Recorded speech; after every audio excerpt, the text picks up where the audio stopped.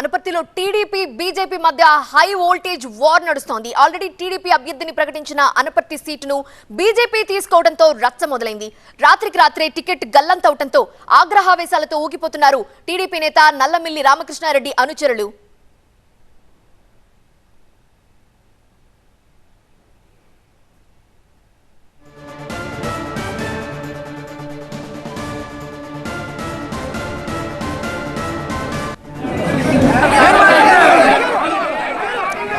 రచ్చపై కీలక వ్యాఖ్యలు చేశారు. పొత్తులో భాగంగా ఎవరికి సీటు దక్కినా మిగతా పార్టీలు సహకరించాలని అంటున్నారు. అయితే బీజేపీ అభ్యర్థి శివరామకృష్ణంరాజు ఎంపిక వెనుక వైసీపీ కుట్ర ఉందని సంచలన ఆరోపణలు చేశారు టీడీపీ నేత నల్లమిల్లి రామకృష్ణారెడ్డి. అనపర్తిలో టీడీపీని భూస్థాపితం చేస్తానంటే సహకరించేందుకు సిద్ధంగా లేవంటున్నారు నల్లమిల్లి.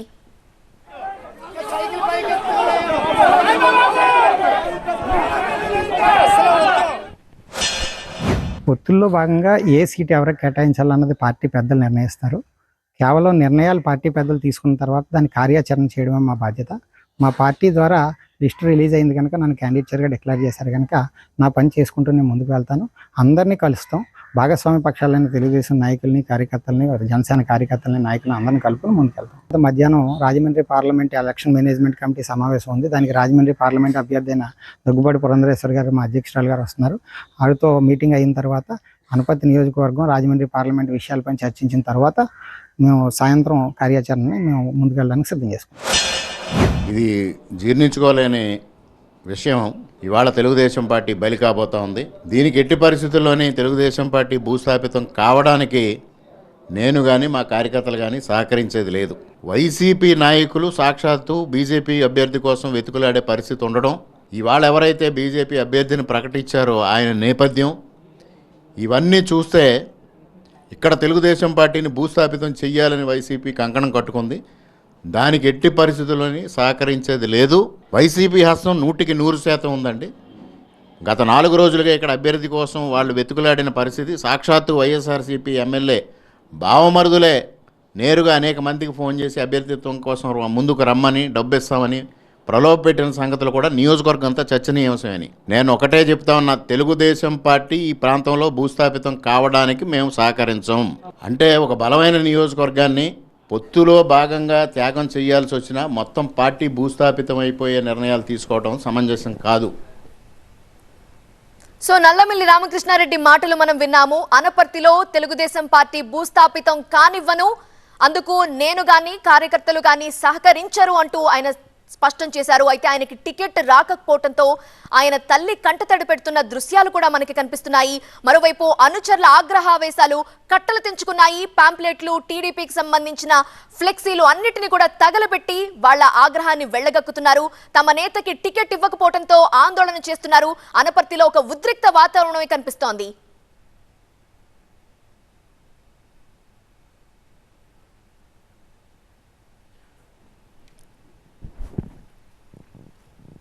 అనపర్తిలో సిచ్యువేషన్ వివరించడానికి మా ప్రతినిధి సత్య లైవ్ లో సిద్ధంగా ఉన్నారు. సత్య, ఏంటి పరిస్థితి? ఇప్పుడు సడన్ గా టికెట్ రాకపోవడంతో అనుచరుల ఆగ్రహావేశాలు ఎలా కట్టలు తెచ్చుకున్నాయో మనం చూస్తున్నాము. కానీ టీడీపీ పెద్దలు లేదా అధిష్టానం కానీ ఏమైనా జోక్యం చేసుకునే ఛాన్సెస్ లేవా?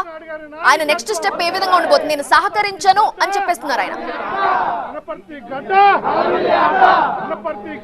ప్రస్తుతం అధిష్టానం నుంచి ఎలాంటి పిలుపు రామకృష్ణారెడ్డికి రాకపోవడంతో నిన్న బీజేపీకి టికెట్ కేటాయించడంతో ఒక్కసారిగా టీడీపీ శ్రేణులంతా కూడా ఆందోళన వ్యక్తం చేశారు. ప్రస్తుతం రామకృష్ణారెడ్డి నివాసం వద్ద పెద్ద ఎత్తున టీడీపీ శ్రేణులు చేరుకున్నారు. మరోపక్క రామకృష్ణారెడ్డి కార్యకర్తలు ఉద్దేశించి మాట్లాడుతున్నారు.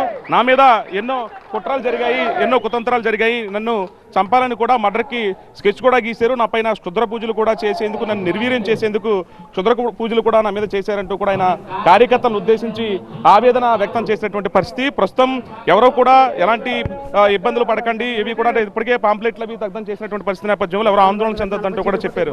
ప్రస్తుతం అంటే ఇప్పుడు ఏం కోరుకున్నారు? ఇప్పటికే బీజేపీకి కేటాయించారు సార్, ఇక్కడ రామకృష్ణారెడ్డికి ఏమో ఆల్రెడీ టీడీపీకి ఇస్తే కనుక గెలుపు ఖాయమన్నారు. ఏ నిర్ణయం తీసుకున్నారు సార్?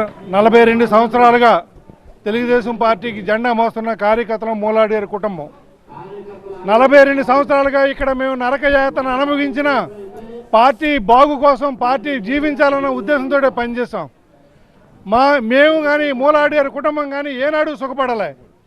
అటువంటి పరిస్థితుల్లో ఈసారి ఎన్నికల్లో రామకృష్ణారెడ్డి గారి టికెట్ కన్ఫర్మ్ చేసి మొదటి జాబితాలో ప్రకటించి ఇప్పుడు పార్టీ దోబూసలాడుతుంది. ఎందుకో మాకు తెలియదు. ఇప్పుడు ఏ నిర్ణయం తీసుకోబోతున్నారు కార్యకర్తలు? రామకృష్ణారెడ్డికి ఏం చెప్పబోతున్నారు? ఎలాంటి నిర్ణయం ఉంది? రామకృష్ణారెడ్డి గారు ఏ నిర్ణయం తీసుకున్నాం మేము ఆ నిర్ణయానికి శిరోధారమే.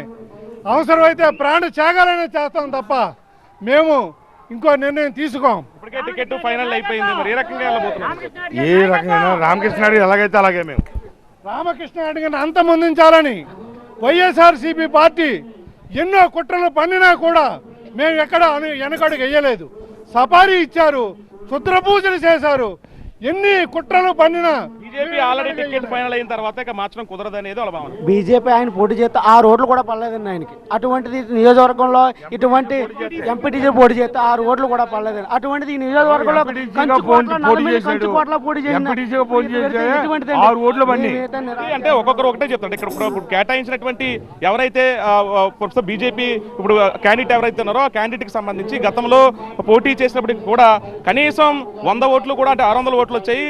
వార్డుకు పోటీ చేస్తే 6 ఓట్లు మాత్రం వచ్చారు. ప్రస్తుతం కార్యకర్తలను ఉద్దేశించి రామకృష్ణారెడ్డి దిశానిర్దేశం చేస్తున్నారు. ఎవరో కూడా కోపోద్రిక్తులు అవ్వద్దు, ఒకవేళ నిర్ణయం మారేటువంటి అవకాశం ఉందనే ఉద్దేశంలో కూడా కార్యకర్తలు టీడీపీ శ్రేణులు ఉన్నారు. పెద్ద ఎత్తున రామకృష్ణారెడ్డి నివాసాన్ని కొద్దిసేపటి క్రితమే బిల్డింగ్ పైకెక్కి ఒక వ్యక్తి ఆత్మహత్య చేసుకునే ప్రయత్నం చేశాడు. వెంటనే టీడీపీ శ్రేణులంతా కూడా అప్రమత్తమైనటువంటి పరిస్థితి. ప్రస్తుతం ఒక్కొక్కళ్ళ అభిప్రాయాలు సేకరిస్తున్నారు. ఒకవేళ ఇండిపెండెంట్ గా వెళతారా లేదంటే ఈ కార్యకర్తల నిర్ణయం మేరకు ఎన్నో ఏళ్ల నుంచి కూడా ఆయన ఉన్నటువంటి పరిస్థితి నేపథ్యంలో ఒకవేళ సొంతంగా నిర్ణయం తీసుకునే అవకాశం కూడా కనిపిస్తుంది. సాయంత్రంలో ఒక క్లారిటీ వస్తుందా? ఇప్పటికే పార్టీ పెద్దల నుంచి రావాల్సినటువంటి ఎలాంటి ఫోన్ కాల్ కానీ అక్కడి నుంచి అధిష్టానం నుంచి కానీ ఎలాంటి సమాచారం లేకపోవడంతో ప్రస్తుతం కార్యకర్తలంతా కూడా ఆందోళనలో ఉన్నటువంటి పరిస్థితి అనపర్తి నివాసం వద్ద ఉంది.